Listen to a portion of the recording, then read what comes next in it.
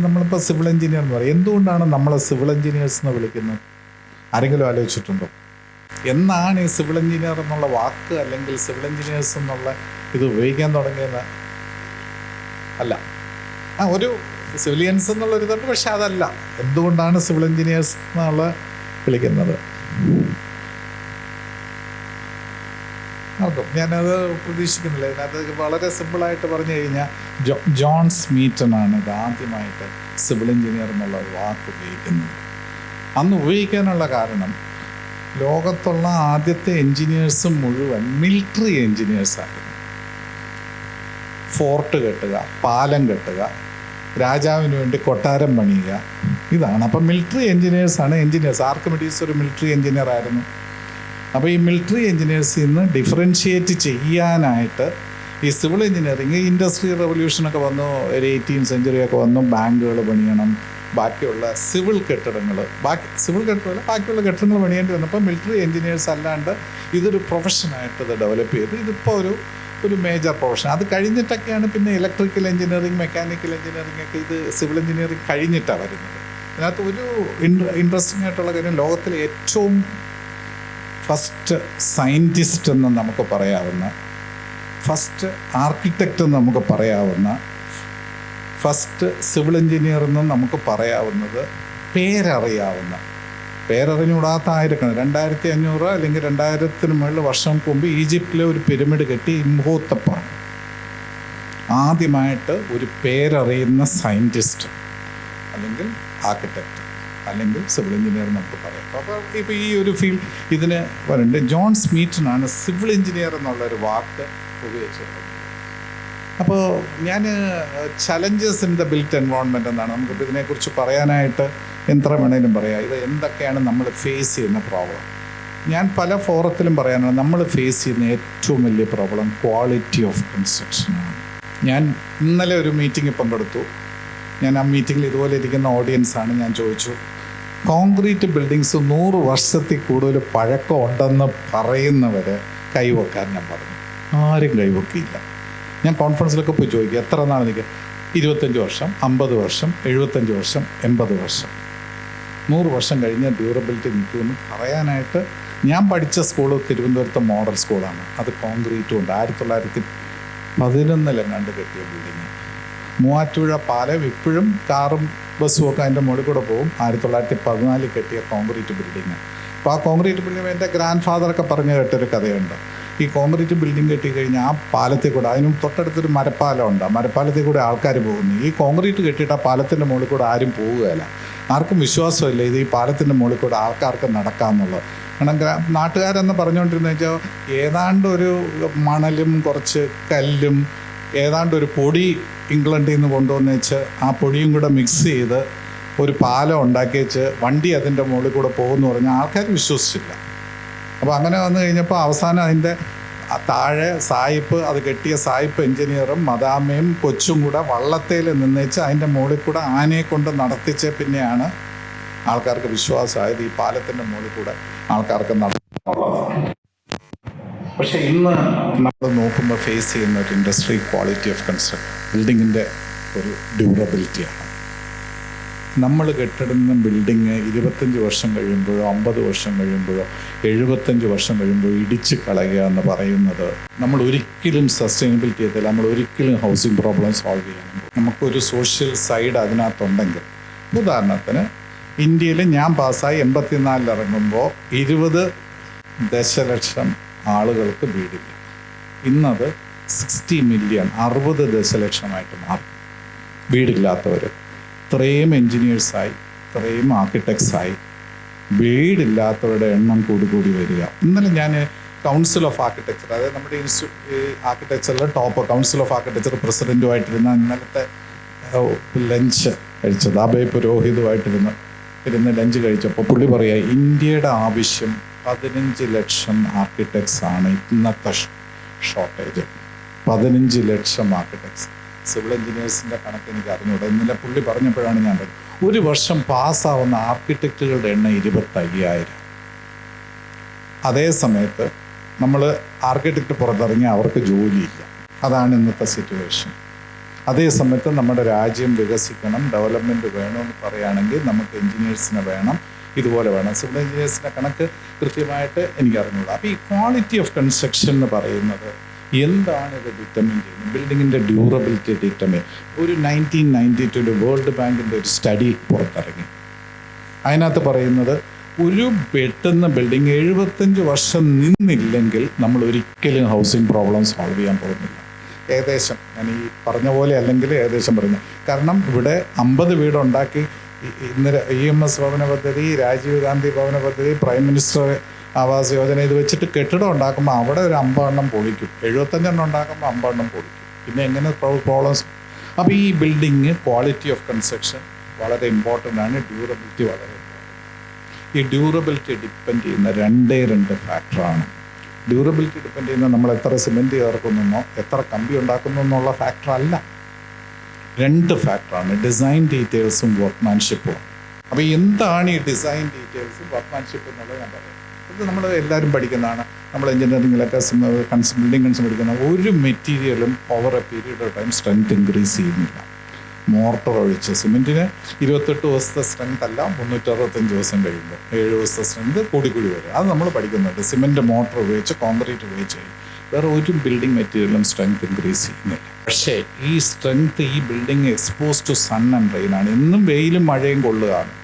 നമ്മളൊരു സാധനം ലോങ് ടേമായിട്ട് ഡ്യൂറബിളായിട്ട് വെക്കണമെങ്കിൽ ഒരു മ്യൂസിയത്തിലൊക്കെ നമ്മുടെ സാധനം വയ്ക്കുക. അവിടെയൊക്കെ റിലേറ്റീവ് ഹ്യൂമിഡിറ്റി 50% താഴെ ആയിരിക്കണം, ടെമ്പറേച്ചർ ഒരു 20-25 ഡിഗ്രി ആയിരിക്കണം. ഇതാണ് മ്യൂസിയം കണ്ടീഷൻ. ഈ ഒരു കണ്ടീഷൻ കൊടുക്കാൻ പറ്റുമെങ്കിൽ ബിൽഡിംഗ് ഡ്യൂറബിളായിട്ട് നിൽക്കും. പക്ഷെ നമുക്കതല്ല സിറ്റുവേഷൻ.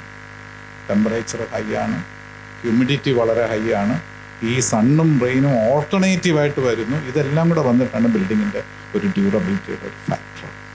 നമ്മൾ ഡാമൊക്കെ ഡിസൈൻ ചെയ്യുമ്പം 90 വർഷത്തേക്ക്, ബക്രാനങ്കൽ ഡാം 90 വർഷത്തേക്ക് ഡിസൈൻ ചെയ്യുന്നു, ചില ഡാം 70 വർഷത്തേക്ക്. കാരണം അവിടെ ഒരു സിൽട്രേഷൻ റേറ്റ് എന്ന് പറഞ്ഞൊരു ഫാക്ടർ ഡിസൈനിൽ വരുന്നത്.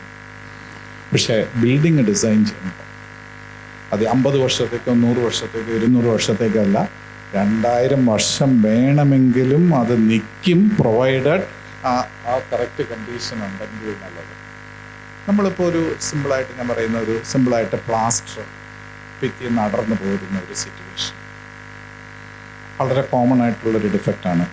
നമുക്കറിയാം പ്ലാസ്റ്ററിങ്ങിൻ്റെ തിക്നെസ് കൂടി അളന്നു പോരും. ആരാണ് തിക്നെസ് തീരുമാനിക്കുന്നത്? ചെയ്യുന്ന മേസൺ അല്ലെങ്കിൽ സൈറ്റ് സൂപ്പർവൈസർ.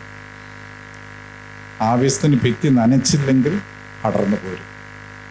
ആരാണ് തീരുമാനിക്കുന്നത്? ചെയ്യുന്ന സൈറ്റിലുള്ള മേസ്തിരി അല്ലെങ്കിൽ supervisor. Strong cement motor apply ചെയ്താലും പ്രശ്നം വരും.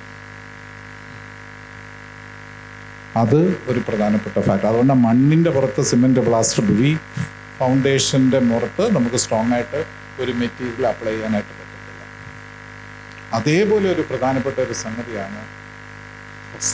റഫായിരിക്കും. അതാണ് നമ്മൾ ടൈലൊട്ടിക്കുമ്പോഴൊക്കെ വരച്ചു വിടുന്നത്. ഇതൊക്കെ നോക്കിക്കഴിഞ്ഞാൽ വർക്ക്മാൻഷിപ്പ് റിലേറ്റഡ് ആണ്. നോട്ട് ഡിപ്പെൻഡൻ്റ് എത്ര സിമെൻറ്റ് നിങ്ങൾ പ്ലാസ്റ്ററിൽ ചേർക്കുന്നു എന്നുള്ളതോ അതിൻ്റെ പ്രൊപ്പോർഷനോ സിമെൻറ്റിൻ്റെ ക്വാളിറ്റി ഒന്നും അല്ല. ഇത് ഡിറ്റർമിൻ ചെയ്യുന്ന വർക്ക്മാൻഷിപ്പ് ക്വാളിറ്റിയാണ്. ആ മേസ്തിരി അല്ലെങ്കിൽ ആ സൈറ്റിലുള്ളവരാണ് ഇത്. കുറച്ച് വർഷം മുമ്പ് എടുത്ത പടം. ഇത് നോക്കിക്കഴിഞ്ഞാൽ ഒരേ സമയത്ത് പ്ലാസ്റ്റർ ചെയ്ത ഭിത്തിയ ആ സൺഷെയ്ഡിൻ്റെ ആ പാരപ്പറ്റിൻ്റെ താഴെയുള്ള ഭിത്തിക്ക് ഒരു കുഴപ്പമില്ല, ആ സൺഷെയ്ഡിന് താഴെയുള്ള ഭിത്തിക്ക് ഒരു കുഴപ്പമില്ല. പക്ഷെ അതിൻ്റെ അപ്പുറത്തും ഇപ്പുറത്തുള്ളതൊക്കെ പൊട്ടി വിരിഞ്ഞു പോയി.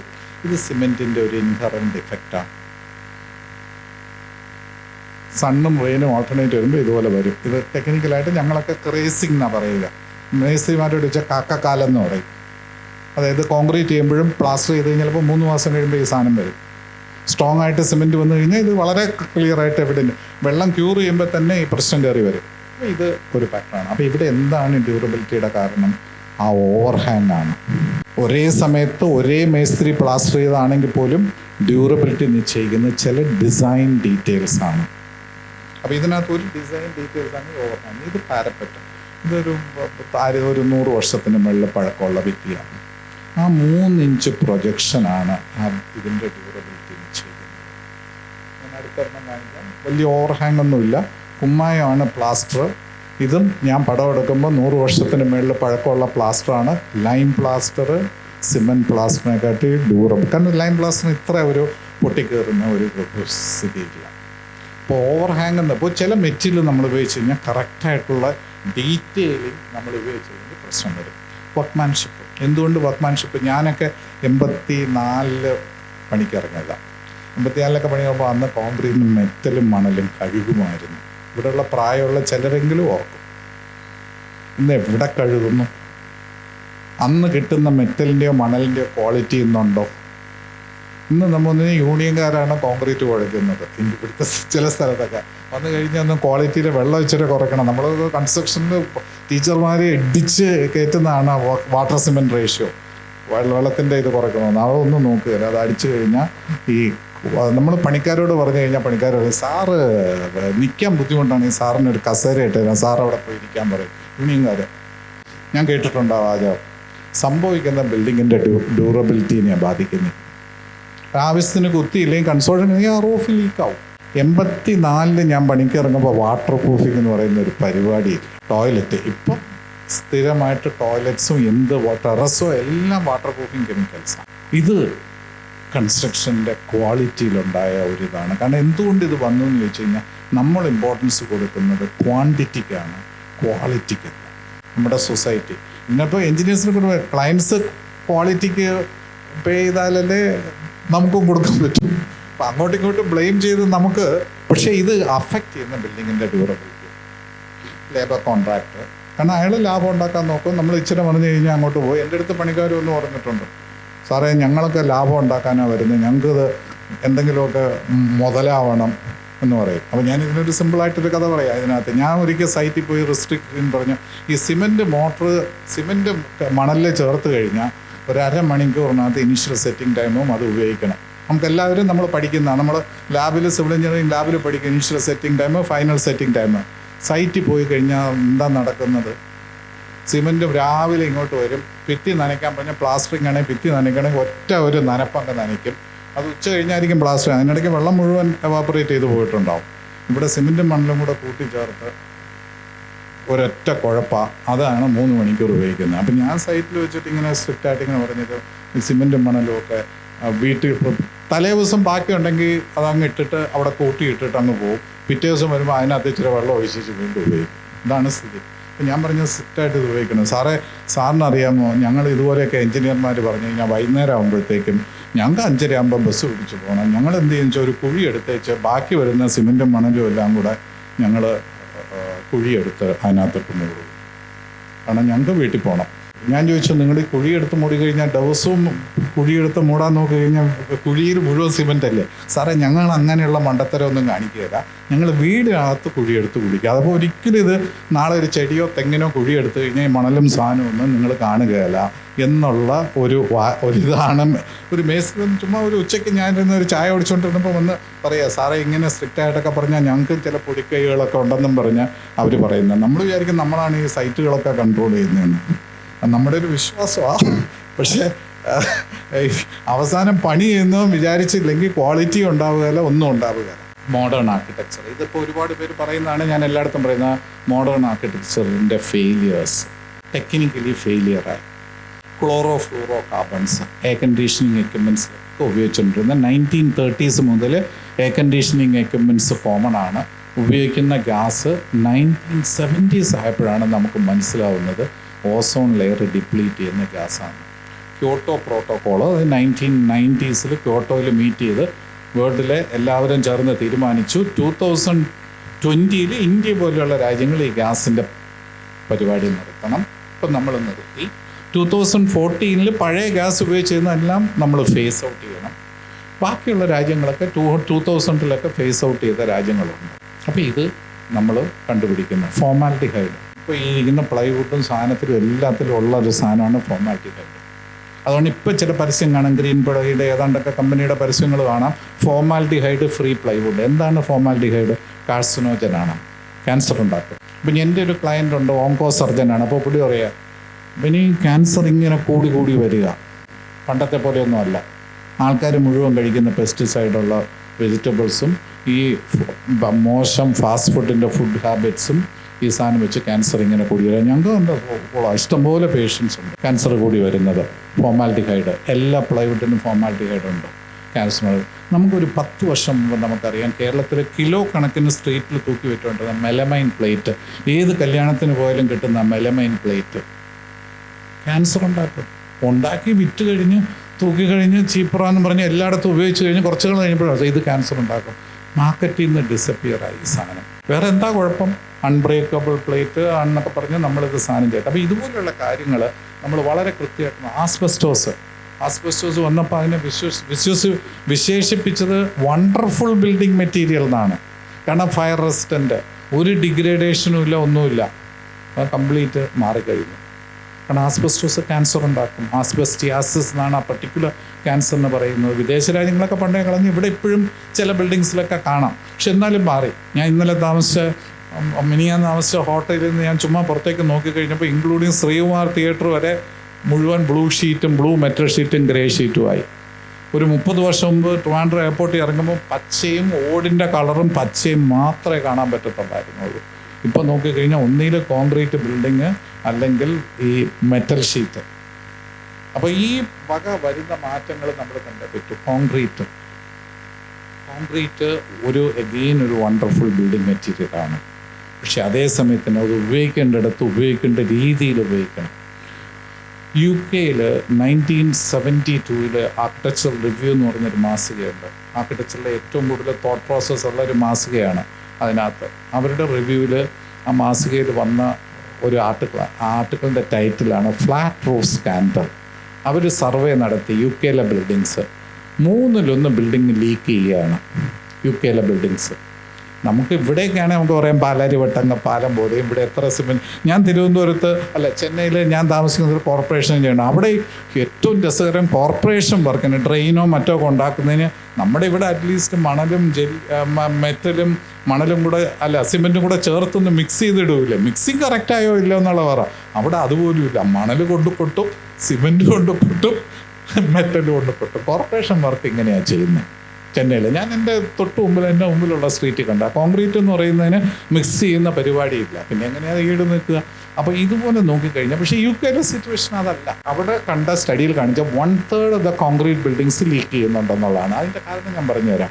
ഡെയിലി രാവിലെ തൊട്ട് വൈകുന്നേരം, രാവിലെ ടെമ്പറേച്ചർ നമ്മൾ നോക്കുമ്പോഴേ 25 ഡിഗ്രി, വൈകുന്നേരം ആകുമ്പോഴത്തേക്കും 35 ഡിഗ്രി, 10 ഡിഗ്രി കോൺക്രീറ്റ് എക്സ്പാൻഷൻ. നമ്മൾ സ്കൂളിൽ ഫിസിക്സിൽ പഠിക്കുന്ന കോഎഫിഷ്യൻ്റ് ഓഫ് ലീനിയർ എക്സ്പാൻഷൻ.